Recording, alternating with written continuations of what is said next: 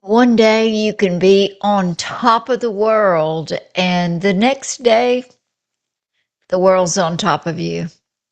Maybe you know exactly what I mean. Maybe for you it happened at work. You got a call or a meeting invite with no explanation, and something in your gut just knew. Or maybe it was a relationship that ended without warning, a diagnosis that changed everything, or a loss that knocked the wind right out of you. And suddenly, the life you thought you were living, it's not your life anymore. So here's what happens next. And I've seen this with thousands of people over the decades of practice. You start asking the question that nobody wants to ask out loud. Is my life ever going to be okay again? And maybe you're asking that question right now. Maybe it's been weeks or months, or you're still waiting to feel like yourself. You're going through the motions, and functional may be on the outside, but on the inside, it sure feels like something's broken. So if that's where you are, I want you to stay with me, because today we're going to ask a very different question. Not, will I survive this? You probably will. The real question is, can something good actually come from something this bad? And I believe with everything in me and backed by personal experience and real research, the answer is yes. I'm Dr. Bev Smallwood. I'm a psychologist, and I work with people in their worst moments. People who have lost jobs, lost marriages, lost loved ones, lost their health, or even their sense of who they are. And what I've discovered and what the research confirms is that some of the most remarkable growth in a human life doesn't happen despite a devastating loss. It happens through it, even because of it. Now, I want to be clear before we go any further.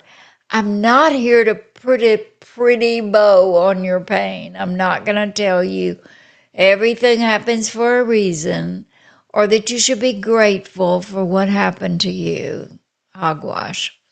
If somebody said that to you, I understand why it made you want to scream. But what I'm going to tell you is this. There is a documented psychological phenomenon called post-traumatic growth, and it's very, very real.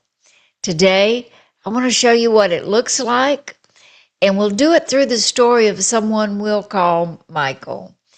And I want to give you the key elements that make growth after devastation actually possible.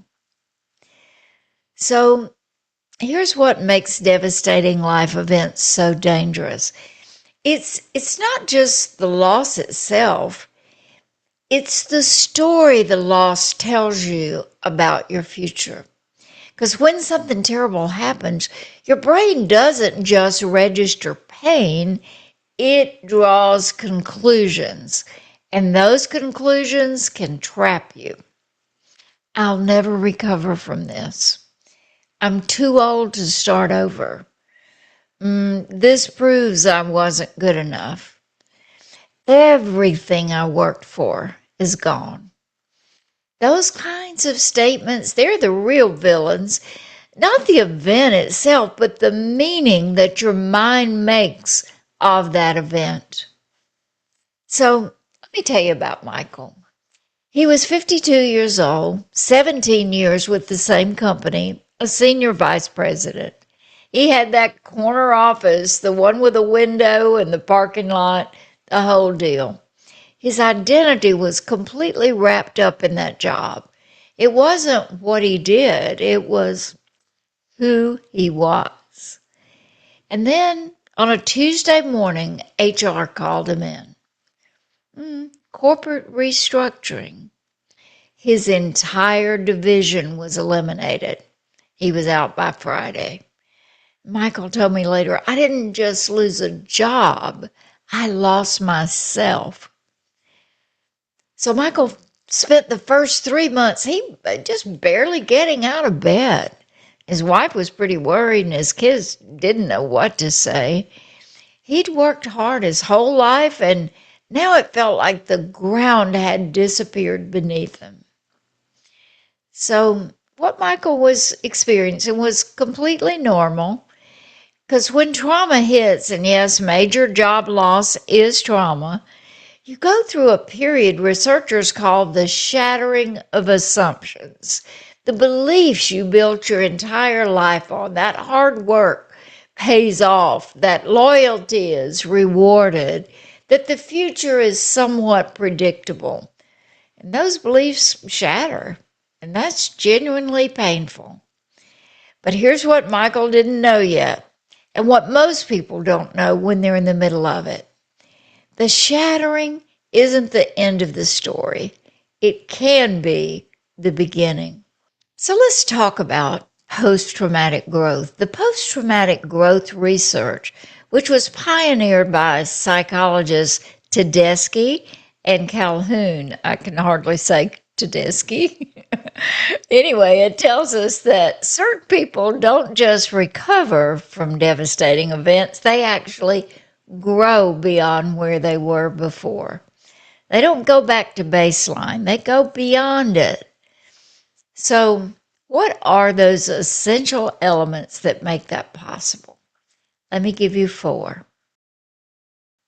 First, you have to let yourself actually grieve. This may sound obvious, but you'd be amazed how many people try to skip it. We live in a culture that says stay busy, stay positive, don't dwell on it. And so we push the pain down and just try to outrun it. But grief is not the opposite of growth. It's actually the beginning of it. So Michael's turning point came when he finally stopped pretending he was fine and he sat with his wife one night and just told her the truth, that he was scared and that he felt like a failure and he didn't know who he was without that job. Listen, that conversation cracked something open in him. Honest grief does that. It's not weakness, it's the first act of courage. The second element is this. You have to question the story the loss told you. When Michael's job ended, the story his mind wrote was, I'm finished, it's too late, I missed my chance. But in therapy, we started examining that story, and here's what we found underneath it. Michael had been miserable for the last 4 years. The company had changed, and his values and the company's values, they really no longer matched. He'd stopped feeling excited about Monday mornings a long time ago, but he'd never let himself say that because the paycheck was good and the title was impressive. So this devastation forced him to ask a question he'd been avoiding. What do I actually want? And that's a question that changes everything. And most of us only get brave enough to ask it when life forces our hand. The third element is this. You have to stay open to unexpected possibilities. Now, here's where Michael's story takes a little turn. In his 3rd month of unemployment, a former colleague asked him to consult on a small nonprofit, helping them with some strategic planning. Just temporary, just to give him something to do. And Michael almost said no, but he thought, that's not the level I operate in, a little pride at work. But he said yes, and something happened that surprised him. He loved it. He loved the mission. He loved the people. He loved that the work mattered in a way that he could actually see and feel. He ended up joining that organization. Now, look, He makes less money than he did before, significantly less. And he's told me more than once that he's happier, more energized, and more purposeful than he's been in 20 years. That devastating loss didn't give him that, but it created the space for him to find it. Post-traumatic growth researchers call this new possibilities, one of the 5 documented domains of growth after trauma. When what was is gone, you're finally free, even though it doesn't feel like freedom at first, but you're free to discover what could be.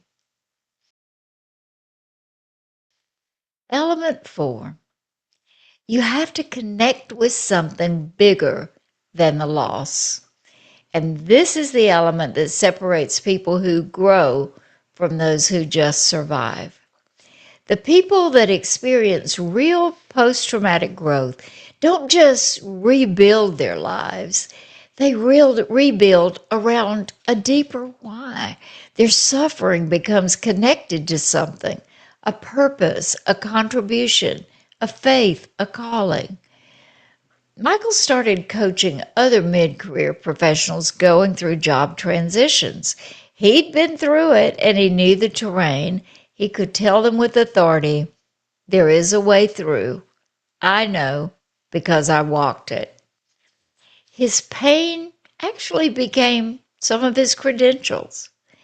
And that's one of the most profound things I've witnessed in all of my work as a psychologist. And I've experienced it myself. A person that was flattened by life, who genuinely wondered if they'd ever recover.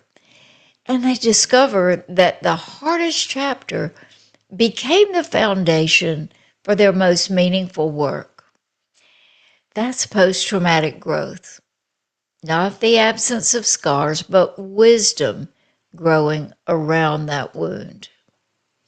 So, can good come from the very bad? Yes, it can, but it requires a choice. And I want to be honest with you about that. It is not automatic. It doesn't happen just because time passes. In fact, if you simply try to avoid the pain or suppress it or white knuckle your way back to something resembling normal, you'll probably survive, but you won't grow. The people who grow are the people who choose to engage, to grieve honestly, to question the story in their mind, to stay open and reach for meaning. So here's what I want you to do today. Just one step. Take out a piece of paper or your phone and write down this question. What might this loss be making space for? You don't have to have an answer right now, but asking the question begins to orient your heart in a different direction, away from what was and toward what could be. People who come through the hardest things aren't necessarily the strongest or the smartest or the most resilient. They're the people who refuse to let the worst thing that happened to them be the only thing that defines them. You are more than your worst chapter, and your story isn't over. So if you found this helpful today, I'd love for you to subscribe to this channel. I release new videos every week on healing and coping and purpose and wisdom in leadership. And so if you know somebody who's in the middle of their own very bad right now, share this with them. Because sometimes the most powerful thing you can do for someone is say, I found something I thought you needed to hear. And leave me a comment below. Tell me, what's the hardest thing you've walked through? And did anything good come from it? I'm Dr. Bev Smallwood, reminding you, keep going, keep growing, and you'll come out stronger on the other side. I'll see you next time.